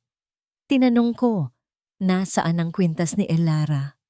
Ulit niya, mas malakas na ngayon. Bayu, kumalma ka, sabi ni Amaris, lumalapit na parang umaawat. Baka naman nalagay lang talaga sa ibang lugar. Hinalughog ninyo na ba ang buong bahay? Tanong ni Banyuhay kay Aling Gunita. Opo, sir. Nanginginig na sagot ng matanda. Lahat po ng lugar na pwede niyang mapaglagyan pero wala po talaga. Dito na pumasok si Amaris sa eksena. Ang kanyang boses ay tila nag-aalangan. Bayu, ayokong mag-isip ng masama pero siguro dapat nating tingnan ang mga gamit ng bawat isa. Para lang makasiguro. Ang mungkahi ay tila makatwiran, ngunit ang kanyang mga mata ay palihim na sumulyap kay Luningning. At ang sulyap na yon ay hindi nakatakas sa paningin ni Banyuhay. Ang lahat ng pagdududa, lahat ng lason na itinanim ni Amaris, lahat ng sakit mula sa nakaraan, lahat ng yon ay nagsama-sama at itinutok sa iisang tao. Ang kwarto ni Luningning, sabi ni Banyuhay. Ang boses ay walang emosyon. Tingnan ninyo. Nanlaki ang mga mata ni Luningning. Po? Sir, bakit po sa kwarto ko? Wala po akong kinalaman dyan. Ngunit walang naniwala. Parang isang agos, umakyat sila. Si Banyuhay, si Amaris, at si Aling Gunita patungo sa maliit na silid. Sumunod si Luningning. Ang kanyang puso ay kumakabog na parang tambol. Ang pagkalito at takot ay naghahalo sa kanyang dibdib. Sinimulang halughugin ni Aling Gunita ang aparador. Ang mga damit ni Luningning, maingat na nakatupi, ay isa-isang inilabas. Ang kanyang maliit na baul kung saan nakatago ang mga liham mula sa kanyang pamilya ay binuksan. Walang nakita. Sabi ko naman po sa inyo, nagsisimulang sabihin ni Luningning, isang bahid ng ginhawa ang kanyang naramdaman. Teka, sabi ni Amaris na nakaturo sa maliit na basurahan sa ilalim ng mesa. Ano yan? Lumapit si Aling Gunita at kinuha ang laman ng basurahan. Kabilang sa ilang balat ng candy at lumang papel ay ang isang kapirasong resibo na nilukot. Ano yan? Patingin, utos ni Banyuhay. Inabot ito ni Aling Gunita sa kanya. Dahan-dahang binuklat ni Banyuhay ang papel. Ang kanyang mga mata ay dumaan sa mga nakasulat na salita. Pawn shop, kwintas na diamante, 50,000 pesos. Ang katahimikan sa silid ay nakabibingi. Para kay Luningning, ang mundo ay tila huminto sa pag-ikot. Hindi po sa akin yan, sabi niya. Ang kanyang boses ay isang nanginginig na bulong. Hindi ko po alam kung paano yan napunta dyan. Humarap sa kanya si Banyuhay. Ang mukha niya ay isang blankong canvas, ngunit ang kanyang mga mata ay nagliliyab sa isang emosyon na mas masakit pa sa galit. Pagkasuklam. Pagkasuklam. Dahil muli, tama na naman siya. Muli, nagkamali siyang magtiwala. Sir, maniwala po kayo sa akin. Pagmamakaawa ni Luningning. Ang mga luha ay nagsisimula ng mamuo sa kanyang mga mata. Hindi ko po magagawa yan. Alam ninyo yan. Alam? Isang mapait at malupit na tawa ang kumawala sa bibig ni Banyuhay. Ang tawang yon ay mas masakit kaysa sa 1,000 sampal. Anong alam ko, Luningning? Ang alam ko lang, lahat kayo pare-pareho. Ang huling salitang yon ay isang sigaw. Isang sigaw na hindi lang para kay Luningning, kundi para kay Elara, para sa lahat ng sakit, para sa buong mundong nagtaksil sa kanya.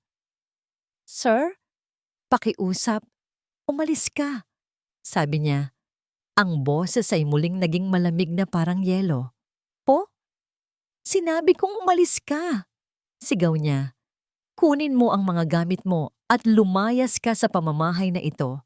Ayoko nang makita pa ang pagmumukha mo.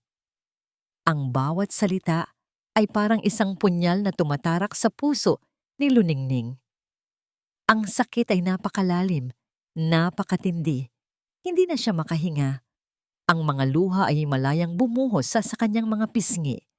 Ang lalaking kasayaw niya sa ilalim ng buwan, ang lalaking nagtanggol sa kanya, ang lalaking nagsimula niyang mahalin.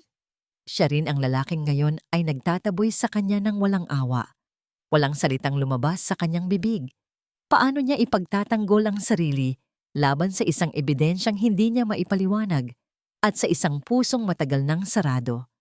Tahimik at may dignidad na nasugatan. Kinuha niya ang kanyang lumang maleta at nagsimulang iligpit ang kanyang mga gamit. Si Amaris ay nanonood mula sa gilid, isang anino ng tagumpay sa kanyang mga mata.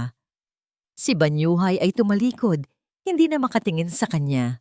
Nang gabing iyon, sa ilalim ng malakas na buhos ng ulan na tila nakikidalamhati, kinaladkad ni Luningning ang kanyang maleta palabas ng dambuhalang gate ng Villa Silangan. Nang makalabas siya, binitawan niya ang hawakan. Napaluhod siya sa basang kalsada at doon, sa gitna ng unos, humagulgol siya ng buong pait. Hindi dahil sa nawalang trabaho, kundi dahil sa nawasak na tiwala at nadurog na puso. Sa loob ng mansyon, sa silid ng mga bata, 2 munting figura ang umiiyak din. Narinig nila ang sigawan, Narinig nila ang lahat. "Daddy, masama si Tita Amaris," bulong ni Sinag sa kanyang kapatid. Ang boses ay puno ng takot. Ngunit narinig ito ni Banyuhay na kararating lang sa kanilang pinto. Narinig ko siya sa phone. Kanina, may kausap siya tungkol sa pawn shop. Ang mga salita ni Sinag ay parang isang maliit na bato na inihagis sa isang tahimik na lawa ng madilim na katiyakan ni Banyuhay. Sa una, ito ay isang maliit na alon lamang. Ngunit habang tumatagal, ang alon ay lumalaki. Winawasak ang imahe ng pagkakanulo na binuo niya sa kanyang isipan. Narinig ko siya sa phone. May kausap siya tungkol sa pawn shop. "Anong sabi mo, anak?" Tanong ni Banyuhay. Lumuhod para maging kapantay ang anak. Ang galit sa kanyang boses ay napalitan ng biglaang pagkalito. "Si Tita Amaris po," ulit ni Sinag. Ang mga mata ay namumugto sa kaiiyak. Para kay Luningning. "Nasa labas po siya ng kwarto namin kaninang hapon. Akala niya po tulog kami. May kausap po siya tapos narinig ko po yung pawn shop." Pawn shop. Ang salitang yon ay tumatak sa isipan ni Banyuhay. Ang salitang nakasulat sa resibo. "Baka naman nagkamali ka lang ng dinig, anak," sabi niya. Ngunit kahit siya ay hindi na kumbinsido sa sarili niyang mga salita. "Hindi po, Daddy. Siya po talaga," giit ni Honey, na karaniwang tahimik. Ngunit ngayon ay nagsalita para suportahan ang kapatid. Isang malamig na kaba ang gumapang sa kalooban ni Banyuhay. Isang kaba na mas malala pa sa galit na naramdaman niya kanina. Ang kaba na baka nagkamali siya. Isang napakalaking pagkakamali. Pinatulog niya ang mga bata, ngunit hindi siya mapakali. Hindi siya bumalik sa sala kung nasaan si Amaris. Sa halip, nagkulong siya sa kanyang opisina, sa kanyang santuwaryo, sa kanyang selda. Ngunit ngayon, ang mga monitor na dati niyang ginagamit para patunayan ang kanyang mga hinala ay siya namang gagamitin niya para hanapin ang katotohanan. "Computer, show all security footage from the main hall and rear exit yesterday afternoon." Utos niya sa voice-activated system. Ang mga screen ay nag-flash. Isa-isa niyang pinanood ang mga recording. Sa una, wala siyang nakitang kakaiba. Mga kasambahay na naglilinis, si Luningning na naglalaro kasama ang mga bata. Pagkatapos, nakita niya ito. Isang clip mula sa kamera na malapit sa likurang pinto. Si Amaris, maingat na sumisilip sa paligid bago mabilis na lumabas. Ang oras sa screen, 2:15 p.m. Ang oras na sinabi ng mga bata na sila ay natutulog. Mabilis niyang tinignan ang footage mula sa gate. Walang record na lumabas ang kotse ni Amaris. Ibig sabihin, naglakad lang ito palabas o may ibang naghihintay para sa kanya. "Computer, show footage from Luningning's bedroom hallway for the same time frame." Ang screen ay lumipat. Nakita niya ang sarili niyang anino na dumaan. At pagkatapos, ilang minuto matapos lumabas si Amaris sa likod, isa pang anino ang lumitaw. Si Amaris ulit. Pumasok ito sa silid ni Luningning. Nanatili ito sa loob nang wala pang isang minuto bago muling lumabas na parang walang nangyari. Ang puso ni Banyuhay ay nagsimulang tumibok ng mabilis. Ang mga piraso ng puzzle ay nagsisimulang magkabit-kabit. Ngunit ang nabubuong larawan ay isang bagay na nakapangingilabot. Hindi pa ito sapat. Kailangan niya ng patunay na hindi mapapasubalian. Kinabukasan, maaga siyang umalis ng bahay. Hindi niya kinausap si Amaris na nagtataka sa kanyang biglaang pananahimik. Dumiretso siya sa sanglaan na nakasulat sa resibo.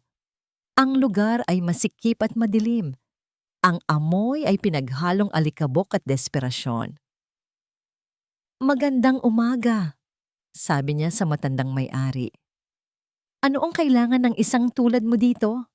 Tanong ng lalaki, na halatang hindi sanay sa mga customer na nakasuot ng mamahaling suit. Inilabas ni Banyuhay ang kanyang wallet, ngunit hindi pera ang kinuha niya.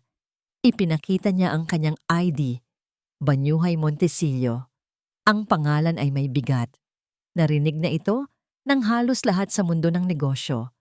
Pagkatapos, naglabas siya ng isang makapal na sobre. Kailangan kong makita ang CCTV footage ninyo mula nung isang araw bandang 12:30 ng hapon. Ito ang bayad para sa abala. Ang mga mata ng may-ari ng sanglaan ay lumipat mula sa ID patungo sa sobre at pabalik. Walang imik, kinuha niya ang sobre, naramdaman ang kapal nito at tumango.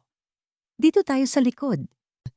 Sa isang maliit at maalikabok na silid, sa isang luma at mabagal na computer, ipinakita sa kanya ang recording at doon nakita niya isang babae, nakasuot ng itim na jacket at salamin.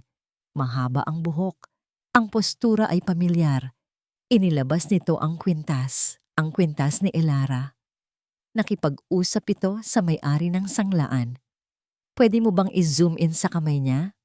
Pakiusap ni Banyuhay, ginawa ito ng lalaki, at ang puso ni Banyuhay ay tila huminto sa pagtibok. Sa daliri ng babae, sa ilalim ng madilim na ilaw ng pawn shop, kumislap ang isang bagay na hindi maipagkakamali. Isang singsing na may batong sapiro. Ang singsing na personal niyang ibinigay kay Amaris noong kaarawan nito. Ang singsing na suot nito kahapon. Ang katotohanan ay sumampal sa kanya ng buong lakas. Nilinlang siya. Muli. Ngunit sa pagkakataong ito, ang naglinlang sa kanya ay hindi isang estranghero, kundi ang taong pinagkatiwalaan niya ng lubos. Ang taong sumalo sa kanya noong siya'y bumagsak. Habang pauwi, 1,000 emosyon ang nag-aalimpuyo sa kanyang dibdib. Galit kay Amaris, pagsisisi sa kanyang ginawa kay Luningning, at isang napakalalim na galit sa kanyang sarili. Paano siya naging ganito kabulag? Paano niya hinayaang lamunin ng nakaraan ang kanyang pagkatao hanggang sa hindi na niya makita ang katotohanan sa kanyang harapan? Pagdating niya sa Villa Silangan, sinalubong siya ni Aling Gunita sa pinto. Ang mukha ng matanda ay puno ng pag-aalala. "Sir, kanina pa po kayo hinahanap ni Ma'am Amaris." Tinitigan niya ang matandang mayordoma, si Aling Gunita, na laging tapat kay Amaris. "Gunita," sabi niya sa isang boses na kalmado ngunit puno ng panganib. "May alam ka ba tungkol dito?" Napaiwas ng tingin ang matanda. Ang kanyang mga kamay ay nagsimulang manginig. "Sir," ang sabi po ni Ma'am Amaris, "para po iyon sa inyo, para hindi na po kayo masaktan ulit." At doon, sa pag-amin na yon, ang huling piraso ng pag-aalinlangan ay naglaho. Tumalikod si Banyuhay, hindi na pinansin ang humahagulgol na matanda. Naglakad siya patungo sa sala, kung saan nakaupo si Amaris, nagbabasa ng isang magasin na may ngiti sa mga labi. Isang nangiti na ngayon ay nakikita na niya bilang isang maskara ng demonyo. Dala niya ang kanyang tablet. Walang imik. Lumapit siya at inilapag ito sa mesang nasa harapan ni Amaris. Pamilyar ang eksena, ngunit sa pagkakataong ito, ang mga papel ay nabaliktad. Sa screen, nakapos ang video sa isang close-up na imahe ng isang kamay na may suot na sapiro. "Amaris," sabi niya, ang bawat salita ay tumitimbang ng 1 tonelada ng yelo. "We need to talk." Ang ngiti sa mga labi ni Amaris ay dahan-dahang naglaho habang tinititigan niya ang imahe sa screen ng tablet. Ang singsing, ang kanyang singsing, ang pawn shop, para siyang binuhusan ng isang baldeng yelo. Ang kanyang perpektong plano ay gumuho sa isang iglap. Ano to Bayu?" Tanong niya, sinusubukang panatilihin ang kalma sa kanyang boses, ngunit may panginginig na hindi niya makontrol. "Isang klase ng biro ba ito?" "Biro?" Ulit ni Banyuhay. Isang tawa, walang saya, puro pait, ang kumawala sa kanyang lalamunan. "Sa tingin mo ba nagbibiro ako, Amaris? Matapos mong sirain ang buhay ng isang inosenteng tao? Matapos mo akong gawing isang halimaw sa mata ng sarili kong mga anak?" Tumayo siya. Ang kanyang anyo ay nagbabaga sa galit, isang galit na mas malalim at mas personal kaysa sa ipinakita niya kay Luningning. Ito ang galit ng isang taong pinagtaksilan ng sarili niyang kadugo. Hindi ko alam ang sinasabi mo, giit ni Amaris. Tumatayo na rin. Ang kanyang mga mata ay nagpapakita ng bahid ng pagkataranta. Biktima lang din ako dito. Tinulungan lang kitang makita ang tunay na kulay ng yayang yon. Ang tunay na kulay? Sigaw ni Banyuhay. At sa lakas ng kanyang boses, maging ang mga chandelier ay tila nanginig. Huwag na tayong maglokohan, Amaris. Alam ko na ang lahat. Ikinuwento niya ang lahat. Bawat piraso ng ebidensya na parang isang taga-usig na naglalatag ng kaso. Ang testimonya ng mga bata, ang paglabas niya sa likurang pinto, ang pagpasok sa silid ni Luningning, ang video sa pawn shop, at ang pag-amin ni Aling Gunita. Habang nagsasalita si Banyuhay, ang maskara ni Amaris ay unti-unting nabibitak. Ang pagkukunwaring pag-aalala ay napalitan ng depensa, pagkatapos ay ng galit, at sa huli, ng purong kapaitan. Oo, ako nga ang gumawa. Pag-amin niya, ang kanyang boses ay matinis at puno ng hinanakit na naipon sa loob ng maraming taon. Ginawa ko yon dahil kailangan mong mamulat sa katotohanan. Banyuhay, lahat ng babaeng lumalapit sa'yo, pera mo lang ang habol. Pati ba si Elara? Tanong ni Banyuhay. Ang mga salita ay mabigat. Kasama ka rin ba sa panloloko niya sa akin? Natigilan si Amaris, ngunit sa puntong yon, wala nang maitatago. Hindi ko siya niloko. Tinulungan ko lang siyang makahanap ng kaligayahan. Isang kaligayahang hindi mo na ibigay sa kanya dahil palagi ka na lang abala sa trabaho mo, sa pera mo. Kaligayahan? Ulit ni Banyuhay, hindi makapaniwala. Tinawag mong kaligayahan ang pagtataksil? Ang pag-iwan sa sarili niyang mga anak? At ano ang ginawa mo? Sigaw pabalik ni Amaris. Ang kanyang mukha ay nabaluktot sa galit. Nang namatay siya, sino ang nandyan para sa'yo? Sino ang pumulot sa mga basag mong piraso? Ako, Banyuhay. Palaging ako. Pero kahit kailan, hindi mo ako nakita. Dahil ang nakikita mo lang ay ang anino niya. Ang kanyang mga salita ay tumama kay Banyuhay. May katotohanan sa mga yon. Ngunit ang katotohanan yon ay nababalutan ng isang napakalaking kasinungalingan at pagkamakasarili. At nang dumating ang probinsyanang yon, patuloy ni Amaris, ang bawat salita ay may kamandag. Ang babaeng walang class, walang pinag-aralan. Sa isang iglap, ibinigay mo sa kanya ang atensyon na dapat ay sa akin. Ang sayaw na dapat ay para sa akin. Ang pamilyang dapat ay sa akin. Sa wakas, ang lahat ng maskara ay bumagsak na. Sa kanyang harapan ay hindi na ang mapagmahal na hipag, kundi isang babaeng nilamon ng inggit.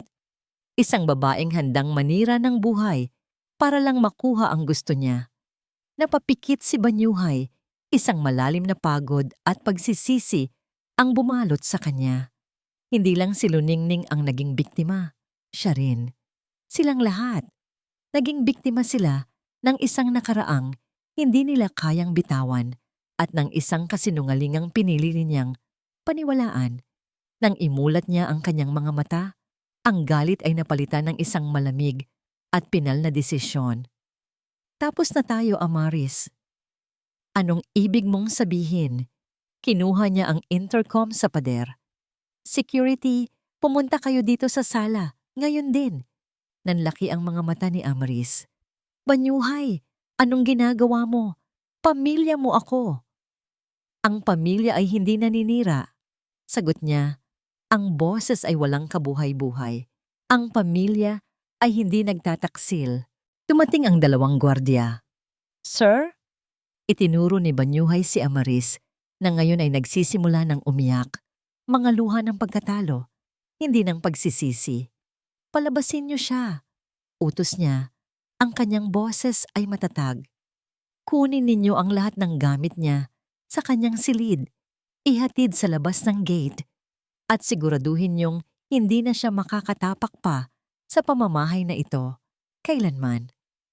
Banyuhay, hindi mo pwedeng gawin sa akin to. Pakiusap. Pagmamakaawa ni Amaris habang sa pilitan siyang inilalabas ng mga gwardya. Hindi siya lumingon. Hindi niya ito tiningnan. Nanatili siyang nakatayo sa gitna ng sala, nakikinig sa papalayong mga sigaw at pagmamakaawa ng babaeng minsan niyang itinuring na pamilya. Nang ang buong bahay ay muling binalot ng katahimikan, isang katahimikang mas mabigat kaysa dati, napaupo si Banyuhay sa sofa. Ipinatong niya ang kanyang mga siko sa kanyang tuhod at isinubsob ang kanyang mukha sa kanyang mga palad. Ang bigat ng kanyang pagkakamali ay dumagan sa kanya ng buong tindi. Pinaalis niya ang tanging taong nagdala ng liwanag at tawa sa kanyang madilim na mundo. Hinusgahan niya ito. Sinaktan. At ngayon, wala na ito. Nasaan na kaya si Luningning? Ayos lang ba siya? Paano niya haharapin ang kanyang mga anak? Paano niya itatama ang isang pagkakamaling sumira, hindi lang sa isang buhay, kundi sa 3? Isang imahe ang pumasok sa kanyang isipan, isang maliit na bahay sa isang malayong probinsya. Baryo Amihan. Tumayo siya, isang bagong determinasyon ang pumalit sa kanyang pagsisisi. Kinuha niya ang susi ng kanyang sasakyan mula sa mesa. Alam na niya kung saan siya pupunta. Alam na niya kung ano ang dapat niyang gawin. Kailangan niyang hanapin si Luningning. At kailangan niyang bawiin hindi lang ang tiwala nito, kundi pati na rin ang sarili niyang nawawalang kaluluwa. Ang biyahe papuntang Baryo Amihan ay mahaba at nakapapagod. Ngunit para kay Banyuhay, bawat kilometrong tinatakbo ng kanyang sasakyan ay isang pagkakataon para pagnilayan ang kanyang mga pagkakamali. Ang magarang syudad ng Makati ay unti-unting napalitan ng luntiang mga bukirin, at ang maingay na syudad ay nahalinhan ng payapang tunog ng probinsya. Nang tanungin niya ang isang magsasaka sa daan kung saan matatagpuan ang pamilya Solana, itinuro siya nito sa isang maliit na kalsadang lupa. Ang kanyang mamahaling sasakyan ay tila isang dayuhan sa simpleng kapaligiran. Sa dulo ng kalsada, nakita niya ito. Isang maliit na bahay na gawa sa kahoy, napapalibutan ng mga halaman at bulaklak. Simple, ngunit puno ng buhay. Huminto siya sa di kalayuan. Mula sa loob ng kotse, pinanood niya ang eksena sa kanyang harapan. Nakita niya si Luningning. Hindi na nito suot ang uniforme ng yaya, kundi isang simpleng duster. Nagdidilig ito ng mga halaman, at habang ginagawa yon, isang malungkot na awitin ang kanyang hinihimig. Ang kanyang mukha ay payapa, ngunit ang kanyang mga mata ay may bakas ng kalungkutang hindi maitatago. Bumaba si Banyuhay mula sa sasakyan. Ang kanyang suot na suit ay tila hindi bagay sa lugar.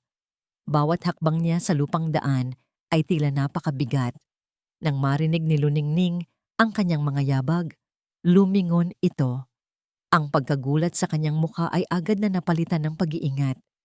Ibinalik niya ang hawak na pandilig at tumayo ng tuwid, na parang naghahanda sa anumang sakit na muling idudulot ng lalaking ito. "Anong ginagawa mo dito?" tanong ni Luningning. Ang kanyang boses ay mahina, ngunit matatag. Wala na ang dating magiliw na sir. Walang tamang salita para simulan ang lahat. Kaya ginawa ni Banyuhay ang nag-iisang bagay na nararapat. "Luningning, patawarin mo ako." Ang mga salitang iyon ay lumabas mula sa kanyang bibig nang may bigat ng lahat ng kanyang pagsisisi. Hindi sumagot si Luningning. Naghihintay, nagmamasid. "Nalaman ko na ang lahat," patuloy ni Banyuhay. "Ang tungkol kay Amaris, ang tungkol sa kwintas, ang tungkol sa lahat ng kanyang kasinungalingan." Ikinuwento niya ang lahat, hindi para bigyang katwiran ng sarili, kundi para ipaunawa dito ang lalim ng kanyang pagkabulag. Pero wala sa mga yon ang sapat na dahilan para sa ginawa ko sa'yo. Naging duwag ako, Luningning. Hinayaan kong lamunin ang nakaraan ng aking pagkatao. At sa proseso, sinaktan ko ang tanging taong nagpakita sa akin ng tunay na kabutihan. Ang mga luha ay nagsimulang mamuo sa mga mata ni Luningning, ngunit hindi niya ito pinapahid. Sa sandaling iyon, lumabas mula sa bahay ang isang matandang lalaki at babae. Ang mga magulang ni Luningning, ang kanilang mga mukha ay puno ng pag-aalala para sa kanilang anak at pagdududa sa estrangherong nasa kanilang harapan. Humarap si Banyuhay sa kanila at yumuko ng may paggalang. "Ako po si Banyuhay Montesillo," sabi niya. "Nandito po ako para personal na humingi ng tawad sa ginawa kong pananakit sa inyong anak." Diretso niyang ipinagtapat ang lahat, ang maling akala, ang malupit na tataboy, ang lahat ng sakit na idinulot niya, walang tinago. Nang matapos siya, ang ama ni Luningning ang nagsalita. "Ang kapatawaran, iho, ay hindi basta-basta ibinibigay, lalo na kung ang sugat ay malalim. Ang tiwala, kapag nasira, ay mahirap nang buuin." "Alam ko po," sagot ni Banyuhay. Ang kanyang boses ay puno ng pagpapakumbaba. "At hindi po ako aalis dito hanggat hindi ko napapatunayan sa inyo, at lalo na kay Luningning, na tapat ang aking pagsisisi." Sa mga sumunod na araw, tinutuon ni Banyuhay ang kanyang sinabi. Nagpaiwan siya sa baryo, ipinagpalit niya ang kanyang suit sa mga simpleng damit na ipinahiram sa kanya. Tumulong siya sa bukid, nag-igib ng tubig, nagkumpunin ng bakod, mga gawaing hindi niya kailanman ginawa sa buong buhay niya.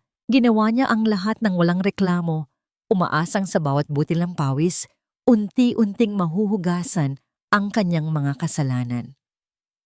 Isang hapon, habang nagpapahinga sila sa ilalim ng isang puno ng mangga, si Luningning ang unang bumasag sa kanilang katahimikan. "Bakit mo ginagawa ito?" tanong niya. "Dahil kailangan kong patunayan sa'yo na kaya kong magbago," sagot ni Banyuhay. "At dahil hinahanap-hanap ka ni na Hani at Sinag, hinahanap-hanap kita." Tumingin siya sa mga mata nito. "Luningning, tinuruan mo ang mga anak ko kung paano muling ngumiti. Tinuruan mo ako na mayroon pa palang kabutihan sa mundo. Ngayon, hayaan mo naman akong ipakita sa'yo na natuto na ako. Hayaan mo akong ipakita sa'yo na kaya ko nang magtiwala." Dahan-dahan siyang lumuhod sa damuhan, sa harap niya. Mula sa kanyang bulsa, wala siyang inilabas na mamahaling singsing.